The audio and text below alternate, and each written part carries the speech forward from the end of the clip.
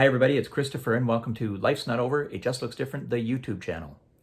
On today's video, I'm going to talk about one of my favorite subjects when it comes to vision loss, and that is assistive technology. Now, I'm not a technology whiz, and I'm not going to show you all the different technology that is out there, but I am going to show you the technology that I use that, as far as I'm concerned, gave me my life back. Back in 2005, when I first lost my sight, I had seen a little bit about assistive technology from some friends I knew who had vision loss, including my younger brother, but I really didn't know a whole lot about it. It wasn't until I got connected to the folks at CNIB who showed me magnifying software for my computer, which I'm going to show you, and also showed me some devices I could use to read with. That started to open up the doors and open up avenues for me that I could start to live a relatively normal life, just doing things a little bit differently.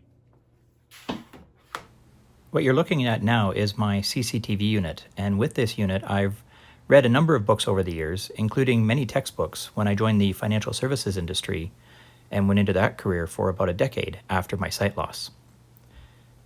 On the screen right now you see me looking at a book called Tommy Wants a Guide Dog, which is a children's book that I wrote and was illustrated by my friend Caradwin Sage Hicks. If you're interested in checking out that book, I will leave a link for it in the episode description.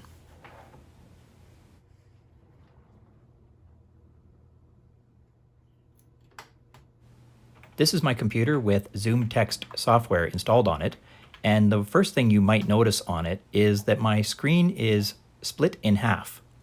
The lower half of the screen is slightly smaller than normal, and I'm able to see the mouse move around to navigate where I want to be on the page. And wherever the mouse goes, that part will magnify at 4 times magnification on the upper half of the screen. With this, I am able to do spreadsheets, Word documents, surf the internet, and do pretty much anything I want to do on the computer at any time.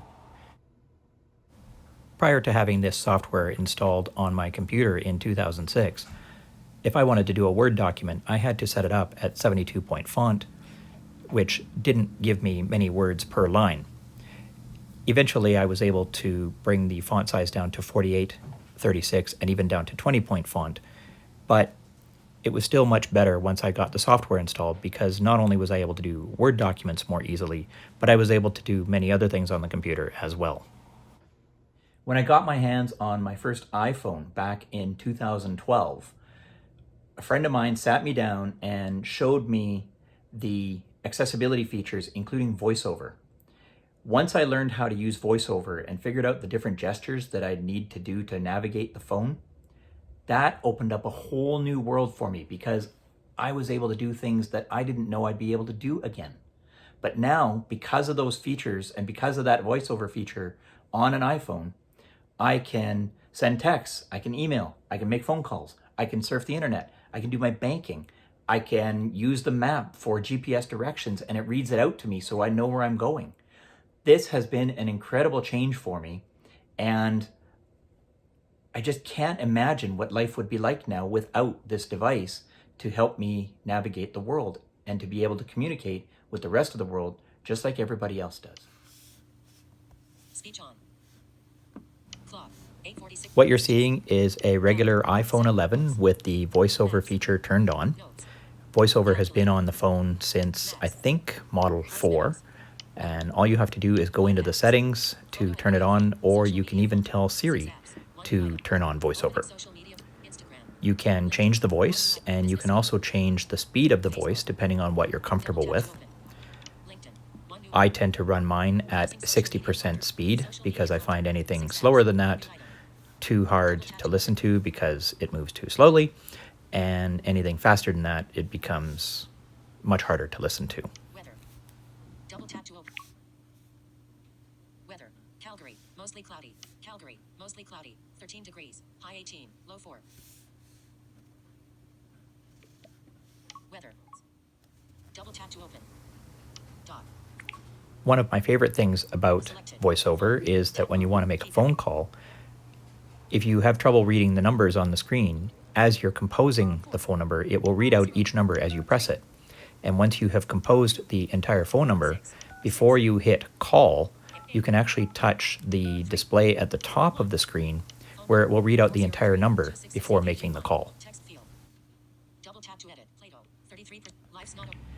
One of my favorite things to use VoiceOver for is to read books to me.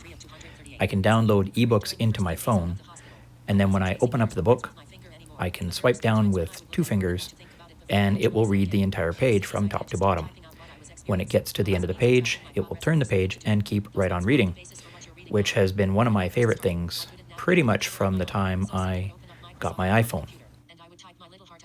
Once I finished typing for the day, I saved my work and minimized the program, but didn't close it. It was easier to find whenever I felt the need to type some more.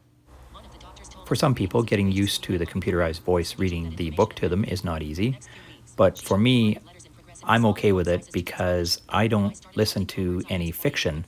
Therefore, I don't need a real human to read the book with any sort of emotion. I just want information out of the book that I'm reading.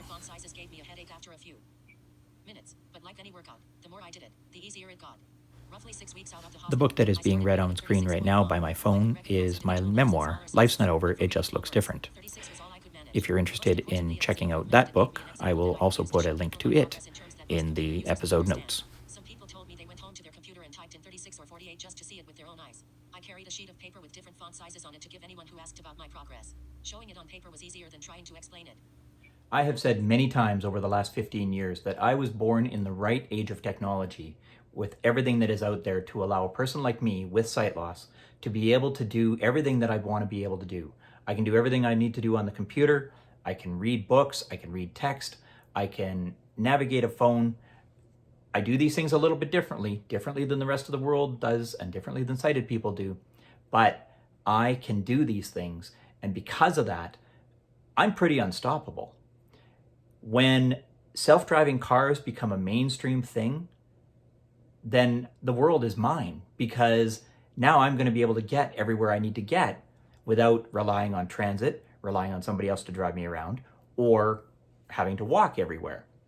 Don't get me wrong, I love to walk, but if I can hop in a car and have that car drive me somewhere, just like I used to be able to do when I was driving, then my world is wide open and there will be no turning back. That's it for this video on assistive technology. If you found this information useful, I hope that you'll click like down below. And if you're new to these videos, I hope that you'll click subscribe and join me on this journey. And while we're on the topic of subscriptions, I want to thank the, as of this video, 113 people who have already subscribed to this channel in just its first 6 weeks. I really do appreciate it. Thank you so much for doing that. And feel free to share these videos and share this information with others you know who might be interested in this information on sight loss. Thank you very much for watching today, and I hope you have a wonderful day.